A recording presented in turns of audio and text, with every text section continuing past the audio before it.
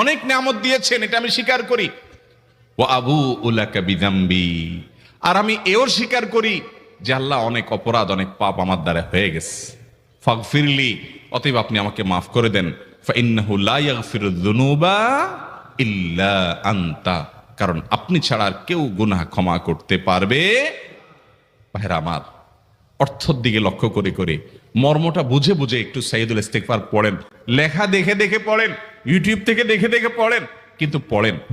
আল্লাহুম্মা আনতা রাব্বি লা ইলাহা ইল্লা আনত খালাকতানি ওয়া আনা আবদুকা ওয়া আনা আলা আহদিকা ওয়া ওয়া'দিকা মাসতাতা'তু আউযু বিকা মিন শাররি আবুউ লাকা বিনি'মাতিকা আলাইয়া ওয়া আবুউ লাকা বিযামবি ফাগফিরলি ফাইন্নাহু লা ইয়াগফিরুয যুনুবা ইল্লা আনতা। এটা হলো বড় ইস্তিগফার। এত বড় ইস্তিগফার পড়তে পারেন না, কোনো পেরেশানি নাই, কোনো অসুবিধা নাই। সবচেয়ে ছোট ইস্তিগফার হলো আস্তাগফিরুল্লাহ।